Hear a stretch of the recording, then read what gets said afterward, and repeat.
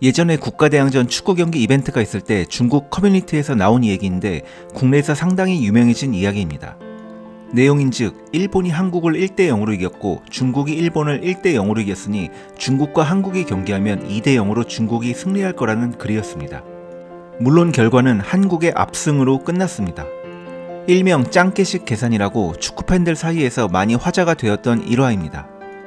이러한 단순한 짱깨식 계산 방식을 모두 비웃었지만 안타깝게도 실제 우리가 사는 대한민국 자본주의 사회에서 이러한 단순한 계산을 굳게 믿고 삶에 적용하여 인생을 미리 포기하고 사는 사람들이 대단히 많습니다. 예를 들면 서울의 아파트 가격이 10억이고 300만 원을 월급으로 받는 직장인이 한 푼도 쓰지 않고 모아도 27년이나 걸리니 미리 포기하고 욜로족, 소확행, 워라밸 등 여러 가지 핑계를 붙여서 현실 도피를 하며 살고 있는 겁니다.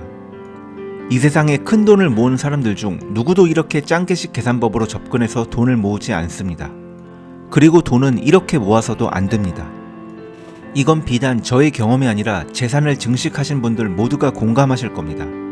1년 동안 모은 금액이 1000만 원이라고 했을 때 그 다음 2000만 원까지 모으는 것은 처음 1000만 원을 모으기 위해 들어간 시간과 노력보다 낮아집니다. 왜냐하면 처음 1000만 원은 오로지 근로소득으로 모은 금액이지만 그 다음부터는 처음 모았던 1000만 원이 투자나 이자를 통해 스스로 일을 하기 때문입니다. 따라서 돈은 1000만 원에서 2000만 원, 3000만 원, 4000만 원 이렇게 늘어가는 것이 아니라 1000만 원, 2000만 원, 4000만 원, 8000만 원처럼 증식하게 되는 겁니다. 돈이 스스로 일을 하게 하려면 결국 투자를 해야 하는데 투자에 관심이 있는 분이라면 한 번쯤은 들어보셨을 말이 있습니다. 바로 계란을 한 바구니에 담지 말라입니다. 그러나 이것은 계란을 이미 많이 보유한 부자들에게 하는 조언입니다. 많은 사람들이 균형 잡힌 포트폴리오를 삽니다. 안전하고 합리적인 포트폴리오지만 이는 보통 상당한 부를 축적한 사람들이 보유한 자산을 잃지 않기 위한 포트폴리오입니다. 이것이 잘못되었다는 말이 아닙니다. 그러나 돈이 조금밖에 없는데 부자가 되고 싶다면 균형이 아니라 집중을 추구해야 합니다.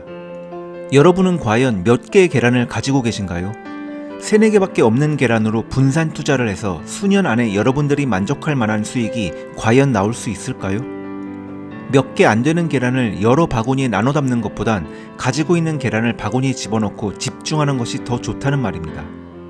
이 세상에서 성공적으로 부를 축적한 사람들 모두 처음부터 균형적인 투자를 하지는 않았습니다.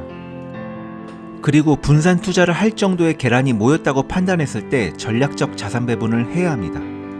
여기서 주의해야 할 점은 한 시장 안에서 여러 가지 상품을 사놓고 계란을 한 바구니에 담지 말라라는 말에 충실히 따랐다고 하면 매우 위험한 행동입니다.